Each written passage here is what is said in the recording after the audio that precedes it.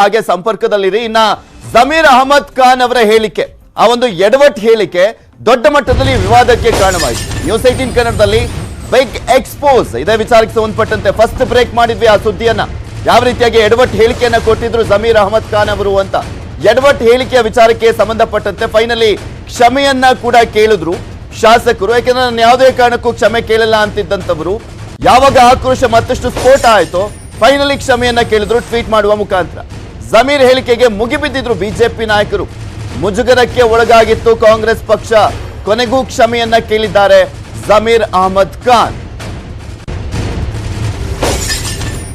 ಹಿಜಬ್ಗೂ ರೇಪ್ಗೂ ನಂಟನ್ನ ಕಲ್ಪಿಸಿದ್ರು ಜಮೀರ್ ಅಹಮದ್ ಖಾನ್ ಅವರು. ಆದ್ರೆ ಅದಾದ ನಂತರ ಅದೇ ವಿಚಾರಕ್ಕೆ ಸಂಬಂಧಪಟ್ಟಂತೆ ಕೆಪಿಸಿಸಿ ಅಧ್ಯಕ್ಷರು ಆ ಹೇಳಿಕೆಯನ್ನ ವಿಡ್ರಾ ಮಾಡ್ಲಿಕ್ಕೆ ಹೇಳ್ತೀನಿ ಅಂತ ಹೇಳಿದ ಮೇಲೂ ಕೂಡ ಜಮೀರ್ ಅಹಮದ್ ಖಾನ್ ಅವರು ಯಾಕೆ ವಿಡ್ರಾ ಮಾಡಬೇಕು, ನಾನು ತಪ್ಪೇ ಮಾಡಿಲ್ಲ, ನಾನು ಕ್ಷಮೆ ಕೇಳಲ್ಲ ಅಂತ ಹೇಳಿದ್ರು. ಆದ್ರೆ ಮತ್ತಷ್ಟು ಆಕ್ರೋಶ ಭುಗಿಲೆದ್ದಾದ್ಮೇಲೆ ಕ್ಷಮೆ ಯಾಚಿಸಿದ್ದಾರೆ. ಕ್ಷಮೆಯಾಚನೆಯನ್ನು ಮಾಡಲಾಗಿದೆ. ಹಿರಿಯ ನಾಯಕರ ತರಾಟೆ ಬೆನ್ನಲ್ಲೇ ಕ್ಷಮೆ ಯಾಚಿಸಿದ್ದಾರೆ ಜಮೀರ್. ಟ್ವೀಟ್ ಮಾಡಿ ಕ್ಷಮೆಯನ್ನ ಯಾಚಿಸಿದ್ದಾರೆ ಚಾಮರಾಜಪೇಟೆಯ ಶಾಸಕ ಜಮೀರ್ ಅಹಮದ್ ಖಾನ್. ನನ್ನ ಹೇಳಿಕೆಯಿಂದ ನೋವಾಗಿದ್ರೆ ಕ್ಷಮೆ ಇರಲಿ ಅಂತ ಟ್ವೀಟ್ ಅನ್ನು ಮಾಡಿದ್ರು. ಅತ್ಯಾಚಾರ ಆಗ್ಲಿಕ್ಕೆ ಮೈ ಮೇಲಿನ ಬಟ್ಟೆ ಕಾರಣವಲ್ಲ, ಕೆಲ ಪುರುಷರ ರೇಪಿಸ್ಟ್ ಮನಸ್ಥಿತಿ ಕಾರಣ ಅಂತ ಟ್ವೀಟ್ ಮಾಡುವ ಮುಖಾಂತರ ಉಲ್ಟಾ ಹೊಡೆದು ನನ್ನ ಹೇಳಿಕೆ ಹಿಂದೆ ಹೆಣ್ಣು ಮಕ್ಕಳ ಮೇಲಿನ ಕಾಳಜಿ ಇದೆ, ಹಿಜಾಬ್ ಕಡ್ಡಾಯಗೊಳಿಸಿದ್ರೆ ರಕ್ಷಣೆ ಆಗುತ್ತೆ, ಶಿಕ್ಷಣಕ್ಕಿಂತ ಶಕ್ತಿಯುತವಾದಂತ ಅಸ್ತ್ರ ಮತ್ತೊಂದಿಲ್ಲ ಅಂತ ಜಮೀರ್ ನಿನ್ನೆ ರಾತ್ರಿ ಟ್ವೀಟ್ ಮಾಡಿ ಕ್ಷಮೆಯನ್ನ ಕೇಳಿದ್ರು. ನ್ಯೂಸ್ 18 ಫಸ್ಟ್ ಬ್ರೇಕ್ ಮಾಡಿದ್ದಂಥದ್ದು ಜಮೀರ್ ಕೊಟ್ಟಂತ ಹೇಳಿಕೆಯ ವಿಚಾರಕ್ಕೆ ಸಂಬಂಧಪಟ್ಟಂತೆ.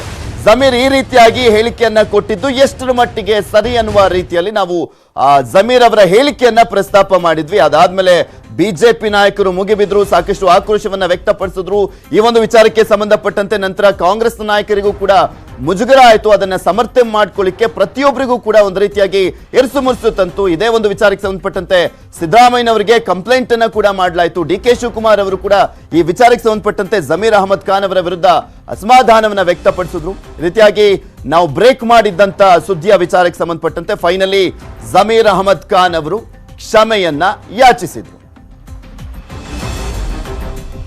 ಇದ್ರ ಬಗ್ಗೆ ಮತ್ತಷ್ಟು ಮಾಹಿತಿಯನ್ನ ಪಡ್ಕೊಳ್ಳೋಣ. ನಮ್ಮ ಪ್ರತಿನಿಧಿ ನೇರ ಸಂಪರ್ಕದಲ್ಲೇ ಇದ್ದಾರೆ, political bureau chief Chidanand Patel. Chidanand Patel, ಎಲ್ಲವೂ ಕೂಡ ಸೈಲೆಂಟ್ ಗೇಮ್ ಆಟ ಆಡ್ತಾ ಇತ್ತು ಕಾಂಗ್ರೆಸ್ ಈ ಒಂದು ವಿಚಾರಕ್ಕೆ ಸಂಬಂಧಪಟ್ಟಂತೆ. ಆರಂಭದಲ್ಲಿ ಏನೇ ಹೇಳಿಕೆಯನ್ನ ಕೊಟ್ಟರು ಕೂಡ, ಯಾವುದೋ ಒಂದು ಕಡೆ ಸ್ಟ್ಯಾಂಡ್ ತೆಗೆದುಕೊಂಡಿದ್ರು ಕೂಡ ಅದಾದ್ಮೇಲೆ ಸೈಲೆಂಟ್ ಆದ್ರು ಎಲ್ಲಾ ಪ್ರಮುಖ ನಾಯಕರು.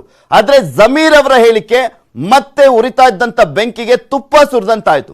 ಈ ಒಂದು ವಿಚಾರ ಕಾಂಗ್ರೆಸ್ಗೆ ಯಾವ ರೀತಿಯಾದಂತ ಹಿನ್ನಡೆಯನ್ನ ತಂತು ಅಂತ?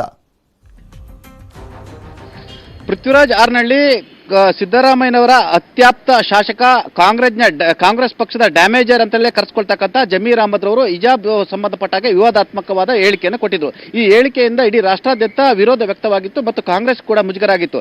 ಜಮೀರ್ ಅಹಮದ್ ರವರ ಹೇಳಿಕೆಯನ್ನೇ ಬಿಜೆಪಿ ರಾಜಕೀಯ ಅಸ್ತ್ರವಾಗಿ ಬಳಸಿಕೊಂಡಿತ್ತು ಮತ್ತು ಸಾಮಾಜಿಕ ಜಾಲತಾಣದ ಸೇರಿದಂತೆ ಮಾಧ್ಯಮಗಳು ಕೂಡ ಜಮೀರ್ ರವರ ವರ್ತನೆ, ನಡತೆ ಮತ್ತು ಅವರ ಭಾವನೆ ಮತ್ತು ಅವರ ಮನಸ್ಥಿತಿ ಸಂಬಂಧಪಟ್ಟಾಗೆ ದೊಡ್ಡ ಮಟ್ಟದ ಟೀಕಾ ಪ್ರಹಾರ ಕೂಡ ಆಗಿತ್ತು. ಇದು ಎಲ್ಲೊಂದು ಕಡೆ ಪ್ರದೇಶ ಕಾಂಗ್ರೆಸ್ ಸಮಿತಿ ಅಧ್ಯಕ್ಷ ಡಿ.ಕೆ. ಶಿವಕುಮಾರ್ ಅವರನ್ನು ಕೂಡ ಕೆರಳಿಸಿತು. ಅಲ್ಲದೆ ಸ್ವತಃ ಜಮೀರ್ ಅಹಮದ್ ಅವರ ಹೇಳಿಕೆಗೆ ಪ್ರದೇಶ ಕಾಂಗ್ರೆಸ್ ಸಮಿತಿ ಅಧ್ಯಕ್ಷ ಡಿ.ಕೆ. ಶಿವಕುಮಾರ್ ಅವರು ಖಂಡನೆ ವ್ಯಕ್ತಪಡಿಸಿದ್ರು ಮತ್ತು ಕ್ಷಮೆ ಕೇಳಬೇಕಂತ ಹೇಳಿದ್ರು. ಆದರೆ ತಿರುಗೇಟು ನೀಡಿದಂತಹ ಜಮೀರ್ ಅಹಮದ್ ಅವರು ನನ್ನ ಹೇಳಿಕೆಗೆ ನಾನು ಬದ್ಧನಾಗಿದ್ದೀನಿ, ಯಾವುದೇ ಕಾರಣ ಕೂಡ ಕ್ಷಮೆ ಕೇಳಲ್ಲ ಎಂಬ ಮಾತನ್ನು ಕೂಡ ಹೇಳಿದ್ರು. ನಂತರ ಜಮೀರ್ ಅಹಮದ್ ಅವರಿಗೆ ಕಾಂಗ್ರೆಸ್ನ ಶಿಸ್ತು ಸಮಿತಿಯ ಅಧ್ಯಕ್ಷ ಡಾಕ್ಟರ್ ರೆಹಮಾನ್ ಖಾನ್ ಮುಖಾಂತರ ಡಿ.ಕೆ. ಶಿವಕುಮಾರ್ ಅವರು ನೋಟಿಸ್ ಅನ್ನು ಜಾರಿ ಮಾಡಿದ್ರು. ನೋಟಿಸ್ ಬೆನ್ನಲ್ಲೇ ಕಾಂಗ್ರೆಸ್ನ ಉಸ್ತುವಾರಿಯಾಗಿರ್ತಕ್ಕಂಥ ರಣದೀಪ್ ಸಿಂಗ್ ಸುರ್ಜೇವಾಲಾ ಕೂಡ ಜಮೀರ್ ಅವರ ಹೇಳಿಕೆಗೆ ಆಕ್ಷೇಪವನ್ನು ವ್ಯಕ್ತಪಡಿಸಿದ್ರು ಮತ್ತು ಖಂಡನೀಯವನ್ನು ವ್ಯಕ್ತಪಡಿಸಿದ್ರು. ಆನಂತರ ಎಲ್ಲ ಕಡೆ ಪಕ್ಷದ ಒಳಗಡೆ ಹೈಕಮಾಂಡ್ ಕೂಡ ಜಮೀರ್ ಅವರ ಹೇಳಿಕೆ ವಿರುದ್ಧ ಗರಂ ಆದ ಮೇಲೆ ಅಂತಿಮವಾಗಿ ಜಮೀರ್ ಅವರು ಕ್ಷಮೆ ಯಾಚಿಸಿದ್ರು. ಒಟ್ಟಿನಲ್ಲಿ ಜಮೀರ್ ಅವರ ಬಾಲಿಶವಾದ ನಡವಳಿಕೆ ಕಾಂಗ್ರೆಸ್ ಪಕ್ಷಕ್ಕೆ ಅತಿ ದೊಡ್ಡ ನಷ್ಟ ಆಗಿರುವಂತದ್ದು, ಡ್ಯಾಮೇಜ್ ಆಗಿರುವಂತದ್ದು. ಪ್ರತಿ ಬಾರಿ ಕೂಡ ಜಮೀರ್ ಅಹಮದ್ ರವರು ಎಲ್ಲೊಂದ್ ಕಡೆ ಕಾಂಗ್ರೆಸ್ ಪಕ್ಷಕ್ಕೆ ಡ್ಯಾಮೇಜ್ ಆಗುವಂತ ಹೇಳಿಕೆ ಕೊಡ್ತಾರೆ ಅಂತ ಹೇಳಿ ಇದೀಗ ಕಾಂಗ್ರೆಸ್ ಪಕ್ಷದಲ್ಲಿ ದೊಡ್ಡ ಮಟ್ಟದ ಮಾತುಕತೆ ನಡೆದಿರುವಂತದ್ದು.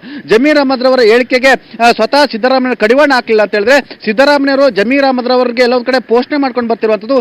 ಇದು ಕೂಡ ಜಮೀರ್ ಅವರ ತಲೆಗೆ ಮತ್ತಷ್ಟು ಪಿತ್ತ ಏರಿದಂತಾಗಿದೆ ಅನ್ನೋದು ಕಾಂಗ್ರೆಸ್ ನಾಯಕರ ಆಕ್ರೋಶ ಆಗಿರುವಂತದ್ದು. ಒಟ್ಟಾರೆ ಜಮೀರ್ ಅಹಮದ್ ಅವರ ಹೇಳಿಕೆ ಕಾಂಗ್ರೆಸ್ ಪಕ್ಷಕ್ಕೆ ಬಿಸಿ ತುಪ್ಪವಾಗಿ ಪರಿಣಮಿಸಿತು, ಬಿಜೆಪಿ ಅಸ್ತ್ರವಾಗಿ ಬಳಸಿಕೊಳ್ತು, ಮುಂದೆ ಕೂಡ ಅದನ್ನು ಅಸ್ತ್ರವಾಗಿ ಬಳಸಿಕೊಳ್ಳಿದೆ.